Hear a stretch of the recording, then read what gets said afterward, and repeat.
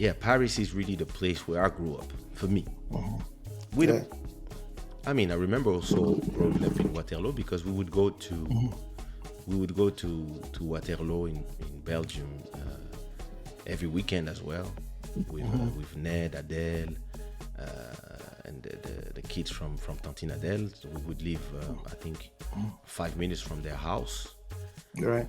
But yeah, so that was the back and forth between Paris and Brussels. And then once there was the problems between what up, Ezekiel? Once there was the problem between Congo and Belgium, everybody with a diplomatic passport could not go to Congo anymore. So at that moment, we also lost that connection with Brussels for a few years as well. So it really became Paris only, and of course the rest of the world. But it really became like Paris was the place, and everybody from Brussels, we lost them. People from Kinshasa, as we lost them. And then, interestingly, it's fame that brought me back to all my cousins. Like I remember going to Canada, and probably either you, Dimi, or Dede called me, telling me, "Hey, we're here." The first time, Yeah. and then we start Facebook, and then I did a show, and that's when I had the occasion to see Mountain. Then I had a show in Chicago, I think. No, it was Washington Montreal? D.C. I had a show Washington, in DC. Washington D.C. And then there were the two kids of Tantine Germaine, André, Dande, and Dande Gary. and Gary. Gary. And last time I saw them, they were kids, and now they guys. So Yes. of course, I put them on stage, and I'm like, "Yo, those are my cousins." Da, da, da, da, da. And of course, all the girls are like, "Oh my God, you're Kaysha's cousin!" And then the guy from the club, who was the brother of the girl who organized all my tours in the U.S. So he was just lounge, and just said like, "Yo, these are your cousins for real?" And I was like, "Yeah, okay. From now on, those guys, they enter for free. This is family." And then every time I would go to some cities, I would see cousins. Then I would go to London, and there was Fiston there.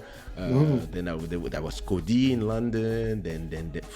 And that's when you realize that when you have our kind of families where we are really all around the world. You Exactly. could go to Thailand, you're gonna find a member of this family. So it's really like the fact that I was touring all around the world that made me all of a sudden meet everybody, and that's crazy. So what about you? So when there was the first pillage in Kinshasa, did you stay there? Yes, I stayed, and I'm probably gonna share this with you, and if it's okay, then the day that Reflex was broken into, it was a Monday. Yeah. The Sunday before, I was at Reflex. Oh I'll my tell you, I God. was there What up, this until 5 a.m. Wow. Yes, In the family nightclub. Yes, it was the place to be. But the worst part for me is that the Reflex days. So for those who don't know, Reflex was one of the best clubs in Kinshasa at that time in the end of the 90s. Or was the beginning of the 90s? Because it was 91, so it was. the It beginning of started the in 90s. 89 to 90, 91. Yes. So it's a club that was built completely by my mom, and it was like so futuristic at that time. And you know what's the worst part for me is I never get into that club. Yes, because at that I time was not there.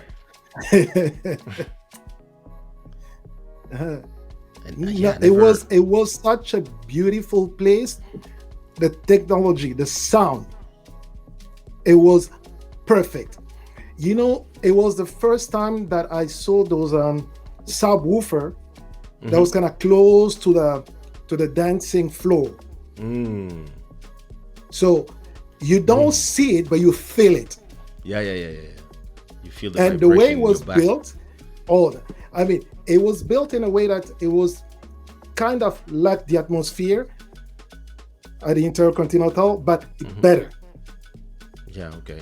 Better even for live performance. So that's why what will happen back then, it will be like the Wenge, the Bokechu, they will do whatever they do, like picnic, other places. And then around 1 a.m. or midnight, they'll come to Reflex. And then it'll be live music. Man, people will drive from downtown Kinshasa and then come to Reflex, which was in Binza. So it was up there. And you see the lineup of cars. And Amazing. that's crazy, like people know my dad, of course. People know my dad and they respect him to the fullest because of his political career. Right. But people have no idea everything that my mom has done. Nope. Like 1 restaurant, 2 nightclubs, stores. She even did the decoration in apartments from Mobutu's wives. She also like land, building houses, interior decoration, and now she's into planting stuff. Like people have no idea that like, yeah, behind the man or in front of the man, listen, there's a queen that doesn't play. Like Exactly. And when she said she's gonna do something, she does it. Like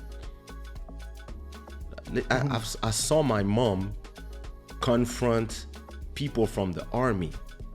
My mom doesn't care.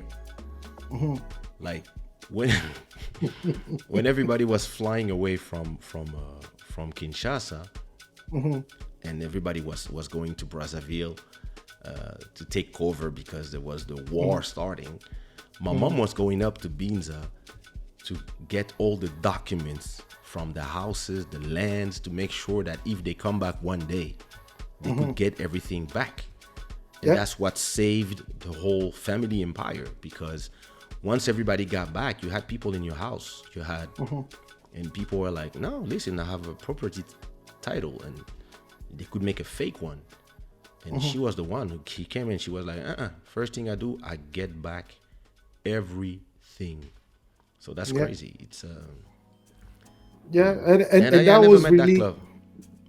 that was the smartest move that she made, because even after, I don't know if they told you, there were some people that took the house where you grew up. Remember? Yeah, I know. Yeah, I know. And there was even this is a funny thing. One of the guy, who took over, he started wearing your dad's clothes with his monograms on the shirt. People like, Oh my yeah, god! it's not you, but it's you. And it's funny, but at the same time it's horrible. It's a rape of your identity, you see. And when we got the house back, the like when they left with They destroyed. like it was nothing. They destroyed everything. You could see they broke you could see the trace of the walls, but the house was not there. So my parents didn't even want to build again there. That's why we move up, and they built even bigger, better, and they built the mega compound that we have now. Only your brother went there. You're talking about subs like the Behringer Eurolive. They will blow the place up in bass. Can you imagine? Yeah. What up, Mastermind?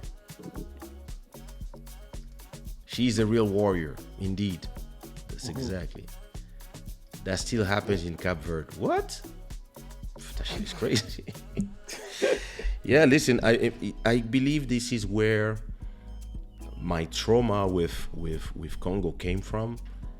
Even if today I'm fine, but at that time, I really, what up, Coco? At that time, I really fell out of love. I fell out of love with the country where I was born, because I would see the sadness in with my parents. Like because you put your whole life in something or somewhere, and then all of a sudden everything is taken back because political instability, and because even if the people love you, it's not safe for you anymore, and you don't know who's gonna come after that, and all of a sudden, like, you just leave on what you had when you went. And yeah, he gave me like a kind of love-hate relationship for a long time. And then growing up, starting to understand also, the dynamics, and understand also, you understand the people, and you realize that the house was never like broken, because people always had love for my father. But at the same time, since everything is left to abandon because a lot of people just left, what you gonna do? Who's gonna protect your house? If the security is not there anymore, this is where Africa is. And then I would also hear the stories of some childhood friends that their parents died in prison, or got violated in prison so much that they suicide themselves, stuff like that. Because in those moments when people are just in a revenge mode, anybody who just had power at a point, or had money, all of a sudden is somebody that has to pay for whatever. And it's funny because you see this with the yellow vest in France. In France, yeah. Where when they were marching in Champs-Élysées, they just saw a Porsche, and it was somebody's car, somebody that maybe you don't even know if the person is rich, and they just set it on fire. They set it on fire just because, another fucking rich, let's burn his car. And you don't even know if that person worked his whole life just to get this car because he's passionate about car. Or maybe he's a rich person, but still, like, okay, you burned the car, you feel better? No! The rage is gone? No! What? So why you burn the car?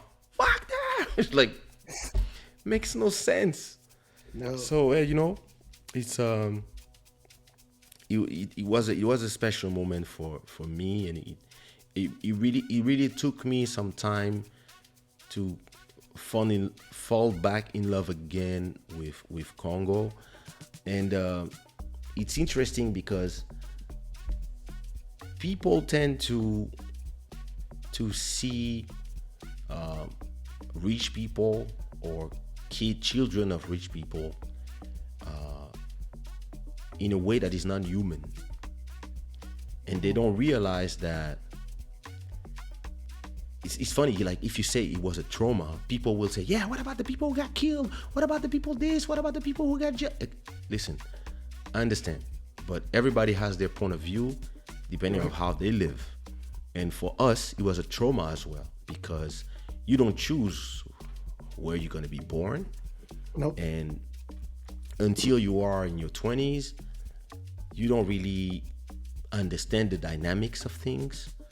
You are just part of something. And listen, your parents have money, you travel, you live in big houses, you have drivers, you have all this, and you have some cousins that are as rich or richer, some other that are less, but you see your choose. I mean, it's a report that people have with wealth, with money, and with famous people, and that makes some uncomfortable, and they behave in a way that they cannot even explain themselves.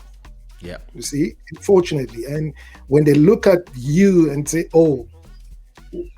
first they think because you are your father's son, then, for example, he gave you everything. Yeah. Even talent. From people who don't know, they'll say that. But once in a while, I came across some people. I say, listen, he's my cousin, and I know he didn't get everything that he asked for. Not all the time. There was time like his dad would say no. Yeah. And why? Because I know it. Yeah.